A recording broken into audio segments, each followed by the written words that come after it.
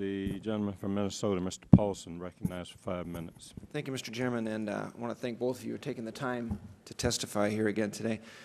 Chairman Bernanke, a document that you sent to the Senate Banking Committee contains the statement, "We recognize, of course, that bank supervision, including ours, needs to be more effective than in the past, and we have reviewed our performance and are making improvements at multiple levels." And I just came from a meeting with a bunch of local bankers from Minnesota, and they talked about how they've got money to provide for credit, and they want to lend it out into the market, and their overwhelming concern was in regards to the uncertainty or the inconsistency that is being created by the regulators, the OCC, the FDIC.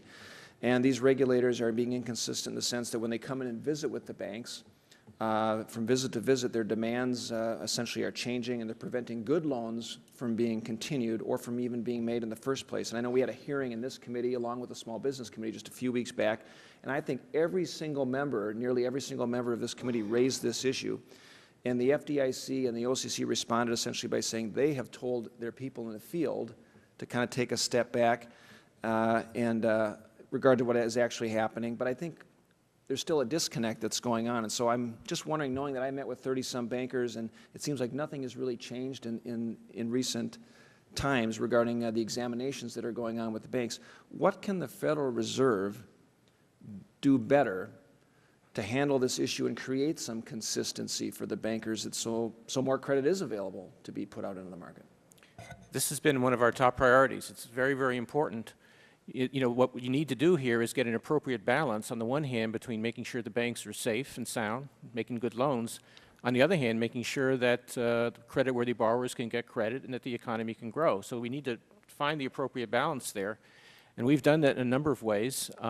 We have taken the lead on issuing guidance to our examiners and to the banks on small business lending, on commercial real estate lending, where the emphasis is on finding that appropriate balance and giving lots of examples to the banks and the examiners where you can look at the example and it tells you, gives you some insight into what criteria to apply when you're looking at a loan. And in particular, one point that we have made repeatedly is that just because the asset value underlying a loan, the collateral of the loan has gone down, doesn't mean that it's a bad loan, because as long as the borrower can make the payments, that still can be a good loan, and we shouldn't penalize the banks for making those loans.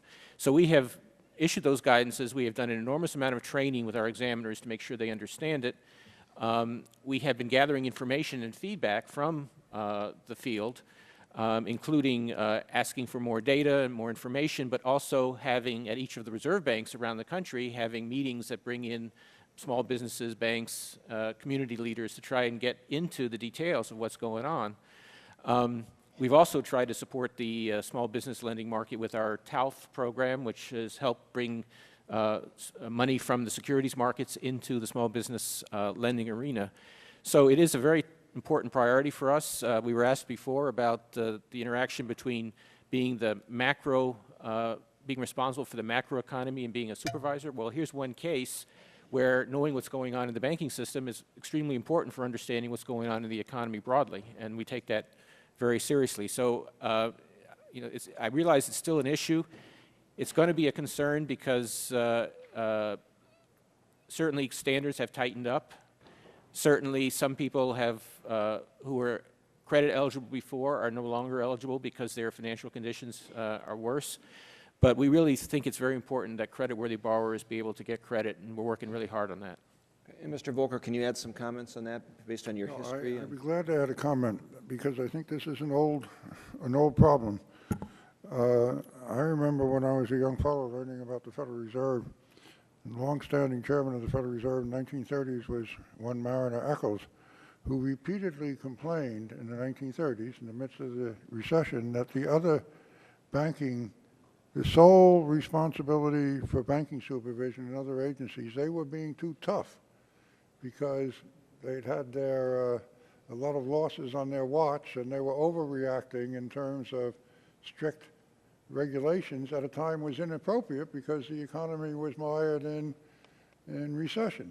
There have been other times when, if you're just looking at banking regulation, that's your only responsibility, maybe you're going to be too easy when things are going very well and the economy is on the verge The party's getting a little too ebullient.